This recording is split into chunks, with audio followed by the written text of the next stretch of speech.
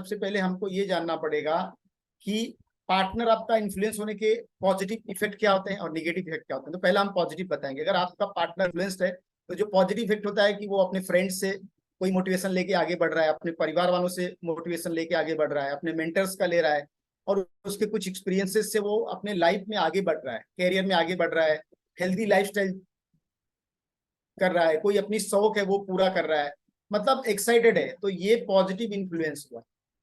ठीक है। Negative influence क्या हुआ कि निगेटिव इन्फ्लुएंस जो आपके पार्टनर के लाइफ को नुकसान करता है। ठीक है। निगेटिव इन्फ्लुएंस जैसे कुछ लोग को टेंशन हो रहा है, आप बोलते हैं मेरे को टेंशन है इसलिए मैं दारू पीऊंगा। कुछ लोग को अपने पार्टनर से सेटिस्फाइड नहीं है, क्या करते हैं, एक्स्ट्रा मैरिटल अफेयर करते हैं। तो ये जो इन्फ्लुएंस होने का तरीका है ये गलत है। मेन चीज क्या होता है, जब आप अपने पार्टनर के साथ कोई भी अचानक से परिवर्तन लाते हो अपने व्यवहार में, अपनी चीजों में, तो ये आपके पार्टनर को बहुत गलत इफेक्ट करता है। ठीक है। आपको जब शादी करते हो तो आपको अपने पार्टनर को बहुत सारी चीजों को समझना पड़ेगा कि आपका रिश्ता बहुत अच्छा चल रहा था, 6 महीने, 1 साल, 2 साल, 3 साल, 4 साल, 5 साल, और अचानक से आपके पार्टनर के व्यवहार में परिवर्तन आ रहा है, वो चेंज हो रहा है। तो ये क्या संकेत है, आपका रिश्ता खराब होने की कगार पे जा रहा है, इन्फ्लुएंस हो रहा है, आपका पार्टनर कहीं और इन्फ्लुएंस हो रहा है। ठीक है। जब उसके जो इंटरेस्ट पॉइंट है उसमें चेंजेस आ रहा है, आपके पार्टनर के इंटरेस्ट पॉइंट जो थे वो करके दूसरी चीजें करना चाह रहे हैं, ये सब आपको लक्षण मैं बता रहा हूं कि क्या लक्षण है कि आप पहचान पाओ कि आपका पार्टनर इन्फ्लुएंस हो रहा है। उसकी इमोशनल जो है ना, इमोशनल कंडीशन जो है वो खराब हो रही है, इमोशनली वो बहुत डिप्रेस्ड है, मेंटली वो बहुत डिप्रेस्ड है, बार बार उसका मूड स्विंग हो रहा है। लेडीज में ज्यादातर होता है, आपने देखा होगा, बहुत सारा मूड स्विंग होता है, उनको बहुत सारा चिंता, उनको डिप्रेशन की तरफ बढ़ते रहते हैं। ऐसे बहुत सारी चीजें हैं, ये जो है पता चलता है कि आपका साथी किसी न किसी चीज से इन्फ्लुएंस्ड है। उसका जो पैटर्न था वो पैटर्न चेंज हो रहा है, उसके बात करने की शैली बदल रही है, वो अपनी बातों में नेगेटिविटी को ज्यादा यूज कर रहा है। ये सब कारण है आपके पार्टनर को इन्फ्लुएंस होने के। वो बार बार कुछ भी बात हो गई, चीजों को छुपा रहा है। आपका पार्टनर क्या कर रहा है, अपने दोस्तों से और परिवार से दूर रहना शुरू कर देता है। ठीक है। फ्रेंड से भी नहीं ज्यादा घुल मिल रहा है, अपने परिवार वालों से दूर रहना चालू कर देता है। ये सब, और जब आपसे बात होती है तो बोलता है कि मुझे तुमसे सेपरेट होना है, मुझे तुमसे अलग होना है, मुझे तुम्हें डिवोर्स देना है। ये सब कारण है इन्फ्लुएंस होने के। उसकी जो वैल्यूज हैं और जो उसके फेथ लेवल्स थे उसकी, उन सब चीजों से वो समझौता कर रहा है। ठीक है। उसमें उसके चेंजेस आना चालू हो गए। वो कई चीजों से प्रभावित हो सकता है, बहुत सारी चीजें हैं। कभी कभी क्या होता है, एक इंसान जो है वो किसी और के ऊपर बहुत डिपेंडेंट है। जैसे कोई कोई लोग बोलते हैं ना कि कोई लड़की है, कोई लड़का है, वो अपने माँ बाप के ऊपर बहुत डिपेंडेंट है, और कुछ भी निर्णय लेना है तो वो बिना माँ बाप से पूछे, वो 50 साल का हो गया तभी भी वही कर रहा है, 30 साल का था तो भी वही किया, 40 साल का था वही, 50 साल का हो गया तभी भी उसको किसी के निर्णय लेने के लिए किसी से वो सत्यापन करवाता है। इमोशनल लेवल पे सपोर्ट चाहिए उसको, खुद का वो डिसीजन नहीं ले पाता है, वो डिसीजन के लिए किसी और के ऊपर डिपेंडेंट है। ठीक है। तो ये सब चीजें जो होती हैं क्या करती हैं, ये संकेत है कि आपके पार्टनर को प्रॉब्लम है। वो अपने रिश्तों, बैठा है साथ में बैठ के टीवी देख रहा है, वाइफ बैठी है बाजू में, देखो उसकी तरफ ध्यान ही नहीं। दिख रहा है फोटो में, आपको दिख रहा है, समझ में आ रहा है। आप कहने के लिए तो दोनों साथ में टाइम बैठे, लेकिन वाइफ को कुछ उससे फायदा ही नहीं है बंदे से। दिख रहा है आपको, फोटो दिख रहा है, कम्युनिकेशन नहीं है। आ रहा है वो अपने फोन में लगा, वो अपने फोन में लगे, कुछ कम्युनिकेट ही नहीं कर रहे हैं। और जो मेजर इन्फ्लुएंस है, ये 4 मेजर इन्फ्लुएंस है जो किसी भी हस्बैंड को या वाइफ को इन्फ्लुएंस करते हैं। इसमें सबसे पहले फ्रेंड्स और जो उनके सपोर्ट, जो सहयोगी काम करने वाले, जो अगर वर्किंग है तो उनके जो कर्मचारी साथ में काम करते हैं, दोस्त लोग, ससुराल पक्ष वाले, लड़की के लिए भी और लड़के के लिए, पेरेंट्स, सबसे ज्यादा जो मेजर इन्फ्लुएंस हस्बैंड और वाइफ के रिलेशनशिप में होते हैं और ज्यादा प्रॉब्लम क्रिएट करते हैं, उनके माँ बाप, लड़के के माँ बाप और लड़की के माँ बाप। जितना भी रिश्ता खराब होता है उसमें 80% रोल है, ये दो ही लोग का रोल है रिश्ता खराब होने में। ठीक है। उसके बाद कुछ बचा खुचा असर है। कम्युनिकेशन कम होने का कारण क्या है? सोशल मीडिया पे लोग टाइम पास कर रहे हैं, रील देख रहे हैं बैठ बैठ के घंटों। वाइफ बैठी है, हस्बैंड बैठा है, उसका तरफ ध्यान नहीं है, रील की तरफ ध्यान है। मैरिज के बाद क्या होता है कि देखो, बहुत सारे लोग को एक दूसरे से रिलेशन रखना है, ठीक है। आपको क्या करना होगा? आप शादी से पहले जो मिलते थे, घूमने जाते थे, ये करते थे, लेकिन मैरिज के बाद आपको अपनी पत्नी को समय देना है। तो इन्फ्लुएंस का प्रॉब्लम आता है कि लड़का क्या करता है, शादी के बाद भी अपनी वाइफ पे ध्यान देना ज्यादा स्टार्ट नहीं करता। वो अपने दोस्तों के साथ ही घूम रहा है, आया अपने माँ बाप के साथ शाम को बैठता था, अब शादी के बाद भी अपने माँ बाप को ज्यादा समय दे रहा है। ये सब प्रॉब्लमेटिक चीज है। अपने जॉब पे जा रहा है तो वहां पे जाके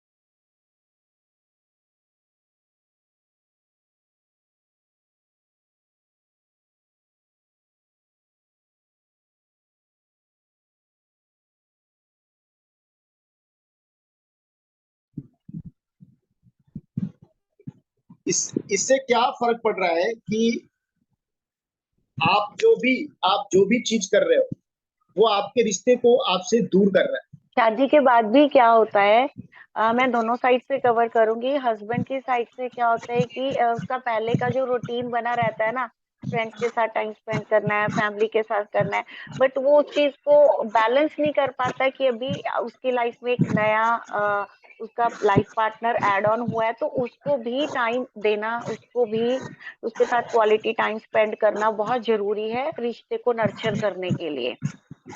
बट वो भी उसी पुराने जोन में ही जीता आ रहा है, वही चीजें करता रहता है।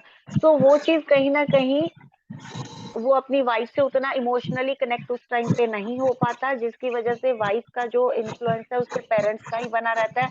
एंड वाइफ की साइड से क्या होता है, जब हस्बैंड टाइम नहीं दे रहा तो वो नए घर में गई है, उसको अकेलापन फील हो रहा है, तो वो अपने पेरेंट्स से उतना ही अटैच रहती है, बात करती रहेगी, या जो भी कुछ छोटी मोटी बात होती है तो वो उन्हीं से डिस्कस करती है। तो वहां से उसका इन्फ्लुएंस या उसका जो इमोशनल कनेक्शन है वो हटता नहीं है, हस्बैंड के साथ बिल्ड नहीं होता है, तो रिश्ते में बहुत बड़ा गैप आ जाता है। सेम चीज होती है कि हस्बैंड की साइड से पहले के जो फ्रेंड्स हैं, ऑफिस के कलीग्स हैं या कॉलेज के फ्रेंड्स हैं, उनका इन्फ्लुएंस उतना ही बना हुआ है, वो उनके साथ टाइम स्पेंड करना उसको ज्यादा इंपॉर्टेंट लग रहा है। वो इस चीज को अंडरस्टैंड ही नहीं कर पा रहा है कि एक जन जो उसकी लाइफ में एड ऑन हुआ है उसके लिए क्या इम्पोर्टेंस है। तो ये चीजें बेहतर होता है कि अगर लोग नहीं अंडरस्टैंड कर पाते, आपको कोई नहीं गाइड कर रहा है, तो आप शादी से पहले ही काउंसलिंग लेके उस चीज को आगे बढ़ाओ।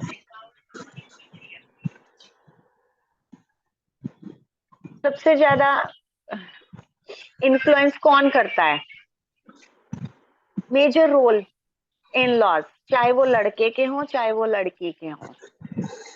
तो वो कैसे करते हैं? अभी इस चीज को हम ऐसे अंडरस्टैंड कर सकते हैं, एक लड़का है जिसकी शादी हुई है 25 साल की एज में, अगर उसकी शादी है तो 25 ईयर्स तक वो अपने पेरेंट्स के साथ, अपने मॉम डैड के साथ कनेक्टेड था, इमोशनली भी कनेक्टेड था, मेंटली भी कनेक्टेड था, एंड टाइम भी वो उनके साथ ही स्पेंड कर रहा था। उसका हर काम उसके पेरेंट्स उसको कर रहे थे, उसको गाइड कर रहे थे। बट अब जब उसकी लाइफ में एक नया मेंबर ऐड हुआ है, लाइफ पार्टनर ऐड हुआ है, तो उसको बैलेंस करना नहीं आ रहा है। एंड यहाँ पे सबसे बड़ी इनसिक्योरिटी होती है मदर इन लॉ को। उसको ये डर होता है कि कहीं मेरा बेटा मेरे से छिन ना जाए, मेरे से दूर ना चला जाए। तो इस चक्कर में भी बहुत सारी ladies, specially mother in laws, अपने बेटे को खुद से अलग होने नहीं देती, एंड वो अपने बेटे को अपने कंट्रोल में करने के चक्कर में बहू के खिलाफ बोलती हैं या भड़काती हैं। बहुत सारी ऐसी फैमिली पॉलिटिक्स होती हैं जो कि हम लोग डेली बेसिस पे एक्सपीरियंस करते हैं। इतने सारे लोगों को जब काउंसिल करते हैं तो बहुत सारे लोगों की ऐसी कंप्लेन्स होती हैं। तो ये चीज आप, वो करती है इसलिए कि उनका बेटा उनके कंट्रोल में रहे, बट उनको भी शायद नहीं पता होता कि ऐसा करके वो अपने ही बेटे का घर खराब कर रही हैं। लेकिन दूसरी साइड से अगर हम लड़की की साइड से इस चीज को समझें, जो लड़के के ससुराल वाले हैं या लड़की के पेरेंट्स हैं, वो क्या करते हैं? अब उनको ऐसे लगता है कि हमारी बेटी अब दूसरे घर गई है, पराए घर गई है, वहां पे पता नहीं कैसे रहती होगी, खाती होगी, कौन उसका ध्यान रखता होगा। कल तक जो माँ दिन रात अपनी बेटी को अपने साथ बांधे हुए थी, उसके साथ इमोशनली कनेक्टेड थी, तो उसको बहुत ज्यादा चिंता होती है उसके मन में कि वो क्या कर रही होगी, तो बार बार कॉल करके पूछती है। पहले के टाइम पे जो फोन नहीं होते थे तो वो चिट्ठियां लिखती थी, तो वो महीने में एक चिट्ठी उनको मिलती थी, तो वो चीजें सेटल रहती थी। बट अभी क्या है, मोबाइल फोन है, व्हाट्सएप पे अगर फोन पे बात नहीं हो रही तो व्हाट्सएप पे चैटिंग होती रहती है all the time. Her 10 minute में माँ का या बेटी का मैसेज फ्लैश होता है, क्या खाया, क्या पिया, क्या कर रही हो, क्या नहीं कर रही हो, कौन क्या कर रहा है। तो इससे क्या होता है, वो लड़की अपने पेरेंट्स का जो इमोशनल कनेक्शन है उसको छोड़ ही नहीं पाती, और वो अपने हस्बैंड के साथ कनेक्शन बिल्ड ही नहीं कर पाती। सेकेंड, इसमें सबसे बड़ी प्रॉब्लम क्या आती है, जो बिहेवियर पैटर्न्स उसके मायके में बने होते हैं, एंड जो वो उनको ब्रेक करके अपने इन लॉज की तरफ से जो भी रीति रिवाज है उनको अपना ही नहीं पाती। तो जब ये चीज बीच में आती है ना, तो दोनों का जो इमोशनल कनेक्शन है वो बिल्ड नहीं होता, एंड दोनों अपने अपने पेरेंट्स के इन्फ्लुएंस में बने रहते हैं। दैट इज वाई बहुत सारे लोग कंप्लेन करते हैं, मेरी वाइफ तो अपनी माँ की सुनती है, मेरा हस्बैंड तो माँ की सुनता है, वो मम्मा बॉय है, वो पापा की परी है, and all stuff like that. तो ये चीजों को ब्रेक करना ना तो लड़के के पेरेंट्स के हाथ में, ना ही लड़की के पेरेंट्स के हाथ में, ये सिर्फ और सिर्फ हस्बैंड और वाइफ दोनों के हाथ में है कि उन्होंने अपने रिश्ते को कैसे संभालना है। अगर वो अपने यस पेरेंट्स के इन्फ्लुएंस में रहेंगे तो दोनों का ही रिश्ता खराब होगा, पेरेंट्स का नहीं होगा।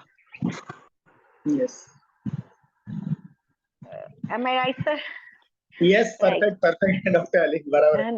देखो बहुत सारे, देखिए पति पत्नी के रिश्ते में जो है ना, माँ बाप, कोई भी जो माँ बाप होते हैं अपने बेटे का घर खराब नहीं करना चाहते हैं, लेकिन क्या होता है, प्रॉब्लम क्या है मैं बताता हूँ। लड़के के जो माँ बाप होते हैं ना, उनके मन में डर होता है, फियर होता है, बहू आएगी ना तो वो लड़के के ऊपर कंट्रोल कर लेगी, बहू आएगी ना तो लड़का हम लोग की केयर नहीं करेगा, लड़के से मेरी जो कनेक्शन है ना वो टूट जाएगी। बहू क्या करेगी, अब वो क्या बहाना करते हैं वो लोग, अभी बहुत बार मैंने देखा है, तो सास क्या करती है, बच्चे जब हैं, लड़की आती है बाद में, बच्चे होते हैं, जब बच्चे कुछ, उनको कुछ करना है, उनके बहाने बहू के ऊपर चिल्लाएगी, देखा बच्चा रो रहा है, तुमको कुछ ध्यान नहीं है, उसका केयर नहीं करना है, उसको खाना नहीं खिलाना है, उसको तुम पढ़ा नहीं रही हो, उसका ट्यूशन नहीं देख रही हो, तुम तो ऐसी लापरवाह हो तुमको। और जाके वो अपने बेटे को बोलेगी, देखा तेरी वाइफ कुछ ध्यान ही नहीं रखती है, तेरी वाइफ को कुछ पढ़ी नहीं है। अब जब ये सब चीजें होने लगती है तब वो क्या सोचती है कि मैं अपने नाती पोते का बहुत केयर कर रही हूँ, लेकिन वो अपने लड़के का घर खराब कर रही है, बहू के बारे में निगेटिव बोल बोल के लड़के को। और लड़का सोचता है माँ मेरे बच्चों का केयर कर रही है इसलिए ऐसा बोल रही है, माँ तो सही है, मेरी वाइफ में ही कमी है, मेरी वाइफ बराबर से केयर नहीं करती इसलिए माँ चिल्लाती है। तो दैट इज द थिंग, क्या हो गया, सही कौन है। अब लड़का सोच रहा है मेरी माँ सही बोल रही बच्चे का, लेकिन वाइफ क्या सोच रही, मेरे हस्बैंड को कुछ पड़ा ही नहीं, वो अपनी माँ का ही सोच सुन रहा है, माँ के वजह से मुझे और माँ को कुछ मना नहीं कर रहा है। अब वो लड़के के समझ में नहीं आ रहा कि वो क्या करे। आप अंडरस्टैंड कर रहे हो, माँ उसको इन्फ्लुएंस करके ये देती है, तेरे बच्चों की ये केयर नहीं करती इसलिए मैं इसको डांटती हूँ। अब वाइफ क्या बोल रही है, भाई ये इसको कुछ पॉइंट नहीं मिलते है, बच्चों का नाम लेके मुझे जानबूझ के सता रही है, तुम समझ नहीं रहे हो। अंडरस्टैंड कर रहे हो आप, ये चीजें होती है।